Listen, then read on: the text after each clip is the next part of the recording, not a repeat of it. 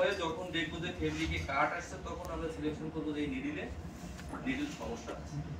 যখন দেখবো যে না আসলে আমাদের কোনো কাট আসতেছে না, স্টিচিং করার পরে দেখা যাচ্ছে, তখন দেখতে হবে ফেব্রিক এবং সুতা। সুতায় কিন্তু হিট থাকে, ওই হিট যখন থাকে তখনই কিন্তু যখন একটা স্টিচে টান দেয় ওই হিটে ওই এয়ারটা কেটে, ওইটা আসলে আমরা খেয়াল করি না, খালি শুধুমাত্র ওই নিডিলটাই নিয়ে চিন্তা ভাবনা করি যে এটা দিয়েই কাটতে পারি। মূলত হলো আমরা চেক করব প্রথমে নিডলটা ভালো আছে কিনা, সেটা হলো নরমাল ফেব্রিক চালানোর পরে। মানে নরমাল ফেব্রিক চালানোর পরেও যদি স্টিচিং দেওয়ার সময় আমরা মনে করি যে এখানে নিডল গার্ড আসতেছে, তখন সুতাটাকে চেক করতে হবে। সুতাটা চেক করব কিভাবে, একটা নিডল দিয়ে একটু ওর ভিতর ঢুকায় ঘুরাই ঘুরাই দেখবো যে নরমালি পরে কিনা বা কোথাও বেঁধে যাচ্ছে কিনা। তখন যদি নরমালি ওটাকে রিমুভ করে নিচের দিকে আসতে থাকে, তখন বুঝতে হবে যে না আসলে নিডলটা বা সুতাটা ঠিক আছে। আচ্ছা, আর ফেব্রিক অনেক সময় হয় কি, ফেব্রিকে অনেক সময় ডাইং করতে যে ফেব্রিকটা হার্ড করে ফেলে, হার্ড করে ফেলার পর তখন নিডলটা টাচ।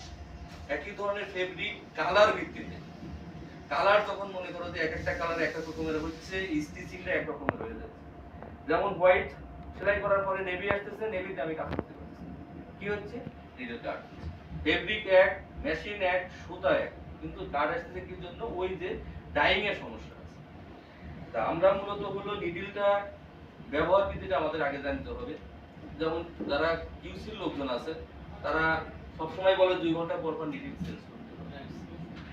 যেমন ওই যে উনি স্টোরের লোক, উনি প্রায়ই আমাকে ফোন দেয়, বলে যে স্যার কোয়ালিটি থেকে বলতেছে 2 ঘন্টা পর পর নিডল চেঞ্জ করতেছে, আমার নিডল কনজাম্পশন বেড়ে যাচ্ছে।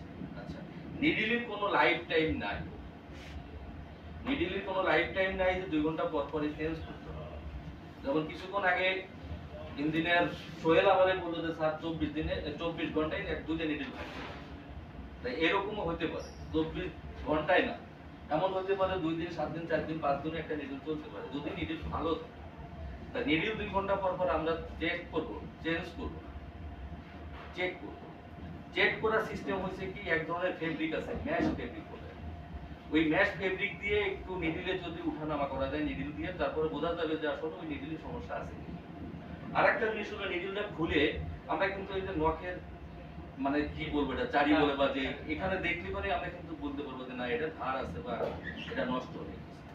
তা আমরা প্রথমত হলো আগে চেক করব, চেঞ্জ না করে।